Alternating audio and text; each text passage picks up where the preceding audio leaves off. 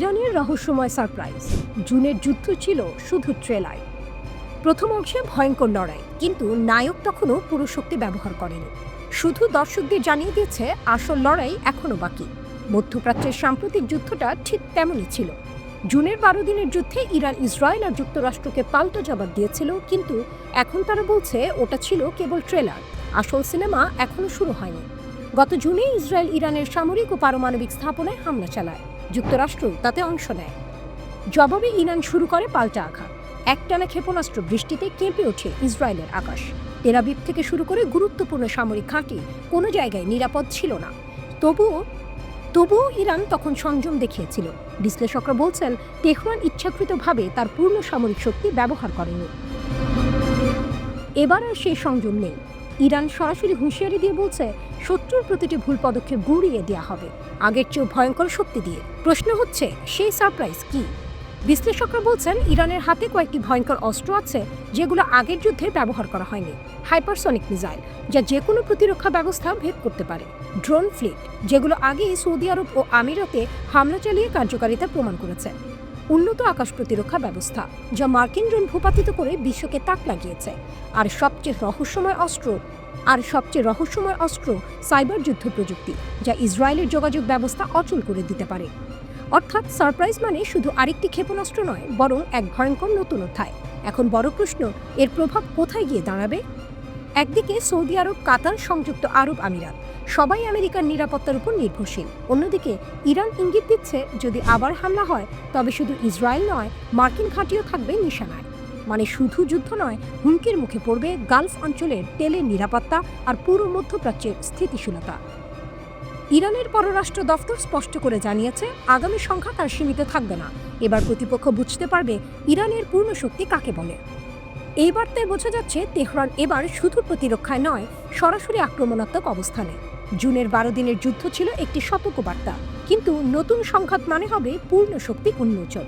আকাশে ধেয়ে আসা হাইপারসনিক মিসাইল, সমুদ্রপথে নেমে আসা ড্রোনের ঝাঁক, সাইবার আক্রমণে অচল হয়ে যাওয়া শত্রুর যোগাযোগ ব্যবস্থা, সব মিলিয়ে পুরো মধ্যপ্রাচ্য কেঁপে উঠবে এক ভয়ঙ্কর রহস্যময় সারপ্রাইজে।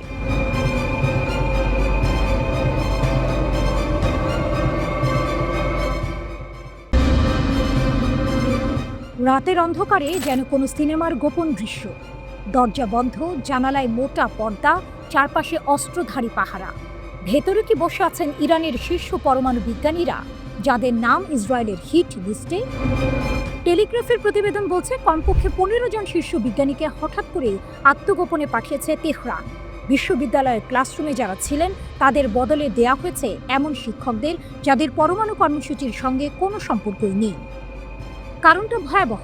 2010 সাল থেকে মোসাদের হাতে একে একে প্রাণ দিয়েছেন ইরানের পরমাণু প্রকল্পের মস্তিষ্করা। কেবল জুন মাসেই 12 দিনের ব্যবধানে হত্যা করা হয় অন্তত 30 জন বিজ্ঞানীকে। খবর এলেই তেহরান জেগে ওঠে। শুরু হয় শিকারের খেলা।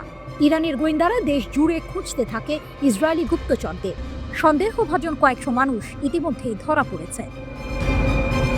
এর মধ্যেই ঘটে আরেক নাটকীয় মোড়। রুজবে ভাদি নামের এক পরমাণু বিজ্ঞানী ধরা পড়লেন ইসরায়েলের হয়ে গুপ্তচর বৃত্তির অভিযোগে। আদালতে দোষী সাব্যস্ত হওয়ার পর ফাঁসিতে ঝুলে শেষ হলো তার গল্প। এই মৃত্যুই যেন বার্তা, বিশ্বাসঘাতকতার দাম শুধু পদ হারানো নয়, জীবন হারানো। তেহরান এবার আর কোনো ঝুঁকি নিতে চায় না। তালিকাভুক্ত প্রায় 100 বিজ্ঞানীর মধ্যে যাদের প্রাণ সবচেয়ে ঝুঁকিতে, তাদের জন্য বিশেষ পরিকল্পনা করা হয়েছে।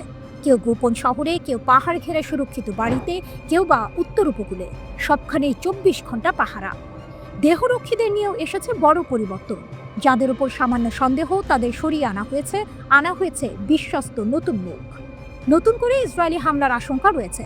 ইরানের একজন জ্যেষ্ঠ কর্মকর্তার বরাত দিয়ে এটি জানায় দ্য টেলিগ্রাফ। কর্মকর্তারা বলেন বিজ্ঞানীদের তাদের পরিবারের সদস্যদের সাথে তেহরানে এবং দেশের উত্তর উপকূলে নিরাপদ জায়গায় স্থানান্তরিত করা হয়েছে।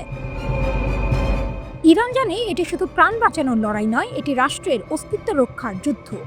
তাদের পরমাণু কর্মসূচি কেবল প্রযুক্তি নয়, এটা শক্তি, প্রতিরোধ আর রাজনৈতিক মর্যাদার প্রতীক।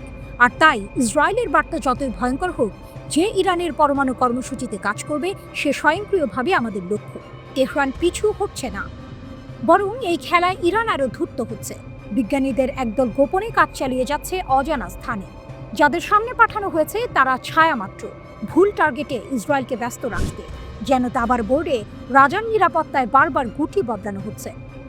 টুইস্টটা এখানে, ইসরায়েল হয়তো ভেবেছিল ভয় দেখিয়ে বা গুপ্ত হত্যা চালিয়ে ইরানের পরমাণু স্বপ্ন থামানো যাবে, কিন্তু তেহরান সেই চাপকে পরিণত করেছে এক ধরনের গোপন অস্ত্রে, অদৃশ্য বিজ্ঞানী, ছায়াময় ল্যাব আর এক অটল বার্তা: আমরা আছি, কাজ থামবে না।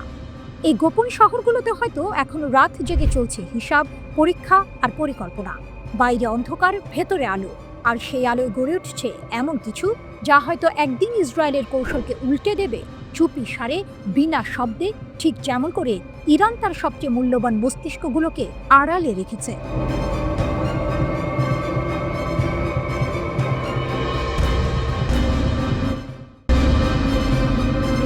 পাহাড়ের নিচে লুকানো স্বপ্ন। ইরানের বিজ্ঞানীরা অটল, যুদ্ধেও নতি শিকার নয়। রাতের আকাশ ছিঁড়ে গর্জে উঠেছিল যুদ্ধ বিমান। 12 দিন ধরে ইরানের আকাশে ইসরায়েলের আগুন নেমে এসেছিল, কিন্তু সেই আগুন পৌঁছাতে পারেনি ইরানের হৃদয়ে। কারণ যাদের নিশানা করা হয়েছিল ইরানের সেরা পারমাণবিক বিজ্ঞানীরা, তারা এখনো জীবিত, এখনো প্রস্তুত।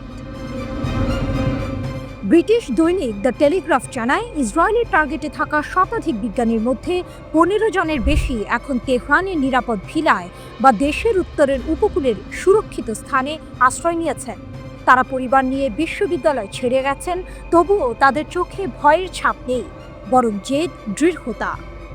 সিনিয়র এক ইরানি কর্মকর্তা জানান, আগের পারমাণবিক প্রকল্পে যুক্ত শিক্ষকদের বদলে এখন এমন ব্যক্তিদের নিয়োগ দেওয়া হচ্ছে যাদের সেই কর্মসূচির সঙ্গে কোনো সম্পর্ক নেই, যেন ছায়ার ভেতর থেকে নতুন চারা গজাচ্ছে।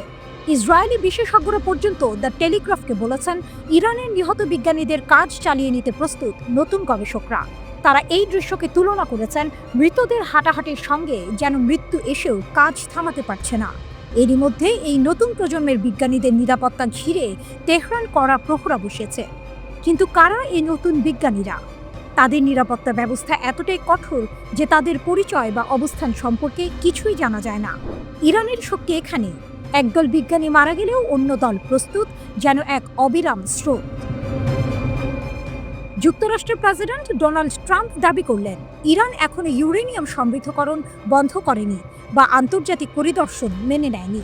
তার কথায়, ইসরায়েল ইরান সংঘাতের পর ইরানের পারমাণবিক প্রোগ্রাম স্থায়ীভাবে পিছিয়ে গেছে, তবে তারা হয়তো আবার অন্য কোথাও থেকে শুরু করবে।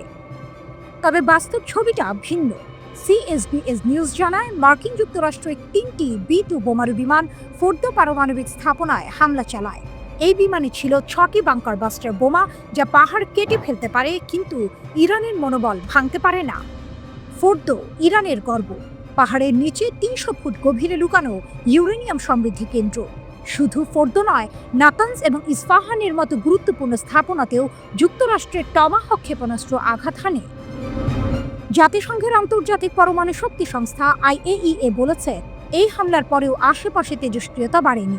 ইরানের পারমাণবিক শক্তি সংস্থা হামলার সত্যতা স্বীকার করলেও জোর দিয়ে বলেছে, এতে তাদের উন্নয়ন থামবে না। ইসরায়েলের পররাষ্ট্রমন্ত্রী গিদেওন স্যার দাবি করেছেন, ইরানের পারমাণবিক প্রোগ্রাম 2 বছর পিছিয়ে গেছে, কিন্তু তেহরান সঙ্গে সঙ্গে সেই দাবি উড়িয়ে দিয়েছে। ইরানের পার্লামেন্ট সদস্য মাহদি মোহাম্মদি স্পষ্ট বলেছেন, আমাদের কাছে কিছুই অপ্রত্যাশিত ছিল না। আমরা কয়েক রাত ধরে এই ফোর্দোতে হামলার অপেক্ষা করছিলাম। কর্মীরা আগেই সরিয়ে নেওয়া হয়েছিল, হামলা হয়েছে, কিন্তু বড় কোনো ক্ষতি হয়নি। এই হলো ইরানের কাহিনী, যেখানে পাহাড়ের নিচে শুধু ইউরেনিয়াম নয়, লুকিয়ে আছে এক জাতির স্বপ্ন। বোমা কাঁপিয়েছে মাটি, কিন্তু ভাঙতে পারেনি ইরানের সংকল্প। যুদ্ধ হয়তো আবার শুরু হবে, আকাশে আগুন জ্বলবে, কিন্তু ইরানের বিজ্ঞান আর সাহস, সেটি থাকবে অটল, অবিনশ্বর। এ যেন এক অসমাপ্ত যুদ্ধ। একদিকে ইসরায়েল ও যুক্তরাষ্ট্র মনে করছে তারা ইরানকে দুর্বল করে দিয়েছে, অন্যদিকে ইরান এক নতুন ছকে নিজেদের গুটিয়ে নিয়েছে, তাদের শক্তিকে অন্য কোনো দিক থেকে আবার সংগঠিত করছে। ইরানের নাটকীয় পদক্ষেপ, মোসাদের ষড়যন্ত্র নস্যাৎ, খামেনির দেশের শক্তি প্রদর্শিত, আটকে রাখা শ্বাস, রুদ্ধশ্বাস, উত্তেজনা আর একের পর এক বিস্ময়। এমনই এক চাঞ্চল্যকর ঘটনা ঘটেছে ইরানের বুকে। দেশটির গোয়েন্দা মন্ত্রণালয় এক নাটকীয় অভিযানে মোসাদ সংশ্লিষ্ট গোষ্ঠীগুলোর একটি বড় ষড়যন্ত্র ফাঁস করেছে। সিস্তান ও বালুচেস্তান প্রদেশের শান্ত মাটিতে হঠাৎ করেই যেন যুদ্ধ শুরুর দামামা বেজে উঠল। কিন্তু ইরান তার অদম্য শক্তি ও ক্ষুরধার বুদ্ধিমত্তা দিয়ে শত্রুর সব চাল নস্যাৎ করে দিয়েছে। রিপোর্ট আল মায়াদিনের। মার্কিন অস্ত্রের বিশাল চালান জব্দ, এক মারাত্মক চাল। শত্রুরা হয়তো ভেবেছিল তারা গোপনে তাদের কাজ চালিয়ে যাবে এবং ইরান তাদের ফাঁদে পা দিবে, কিন্তু সিস্তান ও বালুচিস্তানে যা ঘটল তা তাদের সব পরিকল্পনা উল্টে দিল। ইরানের নিরাপত্তা কর্মকর্তারা 3টি পৃথক অভিযানে 210টিরও বেশি সামরিক গ্রেড অস্ত্র জব্দ করেছেন। এই অস্ত্রগুলো কোথা থেকে এসেছে জানেন? মার্কিন যুক্তরাষ্ট্র। হ্যাঁ, ঠিকই শুনেছেন। মার্কিন অস্ত্রগুলো ইসরায়েলের মোসাদ গোয়েন্দা সংস্থার সঙ্গে যুক্ত কিছু গোষ্ঠী পাচার করছিল। তাদের উদ্দেশ্য ছিল একটাই, ইরানকে অস্থিতিশীল করা এবং সন্ত্রাসী কর্মকাণ্ডের মাধ্যমে দেশের শান্তি নষ্ট করা। কিন্তু ইরানের গোয়েন্দা বিভাগের তীক্ষ্ণ নজর থেকে কিছুই লুকানো সম্ভব নয়। তারা এই ষড়যন্ত্রের গন্ধ পেয়েছিল এবং অত্যন্ত দক্ষতার সাথে এই বিপুল পরিমাণ অস্ত্রের চালান আটক করেছে। এটি কেবল একটি অস্ত্র জব্দ নয়, এটি মোসাদ এবং তাদের মিত্রদের মুখের ওপর একটি সজাগ চপেটাঘাত। ইরানের এই পদক্ষেপ প্রমাণ করে দেশের নিরাপত্তা রক্ষার জন্য তারা কতটা দৃঢ় প্রতিজ্ঞ। আইআরজিসির হুঁশিয়ারি, প্রত্যাশার চেয়েও কঠোর জবাব। ইরান শুধু অস্ত্র জব্দ করেই থেমে থাকেনি, বরং শত্রুদের প্রতি এক কঠিন বার্তা দিয়েছে। দেশটির সামরিক কমান্ডারদের শাহাদাতের 40তম দিন উপলক্ষে দেয়া এক বিবৃতিতে Islamic Revolutionary Guard Corps IRGC স্পষ্ট জানিয়ে দিয়েছে, ইরানের নিরাপত্তার উপর যে কোনো হুমকির জবাবে তারা প্রত্যাশার চেয়েও বেশি কঠোর প্রতিক্রিয়া জানাবে। বিবৃতিতে বলা হয়েছে, অপারেশন ট্রু প্রমিস 3 এর চেয়েও বেশি শক্তিশালী এবং বেদনাদায়ক হবে তাদের পরবর্তী পদক্ষেপ। এই হুঁশিয়ারি দেওয়া হয়েছে মূলত যুক্তরাষ্ট্র, ইসরায়েল এবং তাদের মিত্রদের উদ্দেশ্যে। এর মাধ্যমে আইআরজিসি নিজেদের অপ্রতিরোধ্য শক্তির কথা পুনরায় স্মরণ করিয়ে দিয়েছে। তারা যে কোনো আগ্রাসনের বিরুদ্ধে যে কোনো সময়, যে কোনো স্থানে কড়া জবাব দিতে প্রস্তুত। এই ঘটনাগুলো কেবল অস্ত্রের চালান আটকের খবর নয়, বরং এটি ইরানের অদম্য শক্তি, সামরিক প্রস্তুতি এবং দেশের নিরাপত্তা নিশ্চিত করার দৃঢ় প্রতিজ্ঞার এক সুস্পষ্ট প্রতিফলন। শত্রুরা যখন দেশের শান্তি নষ্ট করতে চায়, তখন ইরান যেন আরও শক্তিশালী হয়ে ওঠে। এই নাটকীয় মোড় এবং রুদ্ধশ্বাস পরিস্থিতি প্রমাণ করে ইরানকে দুর্বল ভাবার কোনো অবকাশ নেই। দেশের সার্বভৌমত্ব রক্ষায় তারা যে কতটা অপ্রতিরোধ্য তা আবারও প্রমাণিত হলো। এই ঘটনা কি অঞ্চলে আরও নতুন কোনো উত্তেজনার জন্ম দেবে, নাকি শত্রুরা ইরানের এই শক্তি দেখে পিছু হটবে?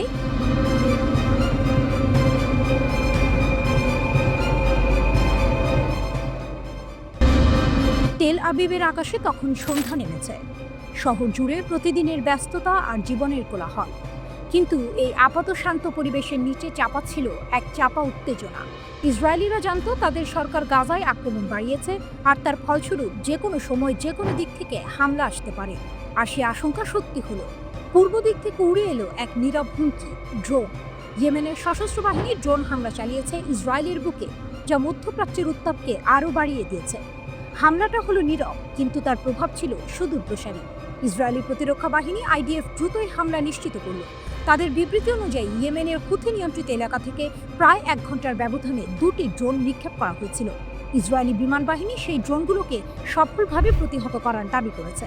ইসরায়েলি প্রতিরক্ষা বাহিনী দাবি করেছে, এই হামলায় কোনো সাইরেন বাজানো হয়নি, কারণ ড্রোনগুলোকে ইসরায়েলি ভূখণ্ডের অনেক আগেই আকাশেই ধ্বংস করে দেওয়া হয়েছে। কিন্তু এই ঘটনার টুইস্ট হলো, এই হামলা কোনো বিচ্ছিন্ন ঘটনা নয়। ইয়েমেনি সশস্ত্র বাহিনী 3 ও 5 অগাস্ট একইভাবে ড্রোন ও ক্ষেপণাস্ত্র হামলা চালিয়েছিল। ইসরায়েলের প্রধানমন্ত্রী নেতানিয়াহু গাজায় আক্রমণ বাড়ানোর ফলে এই হামলাগুলোর সংখ্যা ও তীব্রতা আরও বেড়েছে। তেল আবিব গাজা দখলের পরিকল্পনা অনুমোদন করার পর ইয়েমেনিরা যেন আরও বেশি আগ্রাসী হয়ে উঠেছে।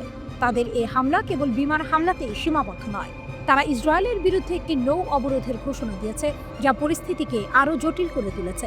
ইয়েমেনি সশস্ত্র বাহিনীর মুখপাত্র এক বিবৃতিতে জানিয়েছেন যে তারা নৌ অবরোধের 4র্থ ধাপ বাস্তবায়ন শুরু করতে যাচ্ছে। এই ধাপের সবচেয়ে গুরুত্বপূর্ণ অংশ হলো ইসরায়েলি বন্দরের সাথে লেনদেনকারী যে কোনো কোম্পানির সমস্ত জাহাজকে লক্ষ্যবস্তু করা, সেই কোম্পানির জাতীয়তা নির্বিশেষে এবং সশস্ত্র বাহিনী নাগালের মধ্যে যে কোনো স্থানে। এই ঘোষণার মাধ্যমে ইয়েমেনি সশস্ত্র বাহিনী কেবল ইসরায়েলি জাহাজ নয়, বরং বিশ্বের যে কোনো দেশের সেই সব জাহাজকে হুমকি দিয়েছে যারা ইসরায়েলি বন্দরের সঙ্গে বাণিজ্যিক সম্পর্ক রাখে। ইয়েমেনি সশস্ত্র বাহিনী সব কোম্পানিকে অবিলম্বে ইসরায়েলি বন্দরের সাথে লেনদেন বন্ধ করার জন্য সতর্ক করে দিয়েছে। তাদের হুমকি, অন্যথায় তাদের জাহাজ তাদের গন্তব্য নির্বিশেষে যেখানেই পৌঁছানো সম্ভব সেখানেই লক্ষ্যবস্তু করা হবে। মধ্যপ্রাচ্যের নতুন সমীকরণ। এই পরিস্থিতিতে মধ্যপ্রাচ্যের রাজনৈতিক সমীকরণ সম্পূর্ণ নতুন রূপ ধারণ করেছে। ইরান সমর্থিত হুতিরা এখন কেবল ইয়েমেনের অভ্যন্তরীণ সংঘাতের অংশ নয়, বরং মধ্যপ্রাচ্যের রাজনীতিতে একটি গুরুত্বপূর্ণ ফ্যাক্টর। তারা ইসরায়েলের বিরুদ্ধে সরাসরি সামরিক ও অর্থনৈতিক চাপ সৃষ্টি করছে। ড্রোন হামলার পর ইসরায়েল নিজেকে নিরাপদ মনে করলেও হুথিদের নৌ অবরোধের ঘোষণা তাদের অর্থনীতির জন্য এক বিরাট হুমকি। এই ঘটনা প্রমাণ করে নেতানিয়াহুর গাজায় আক্রমণ বৃদ্ধির সিদ্ধান্ত শুধুমাত্র গাজাতেই সীমাবদ্ধ নয়, বরং এর প্রতিক্রিয়া মধ্যপ্রাচ্যের অন্য প্রান্ত থেকেও আসতে পারে।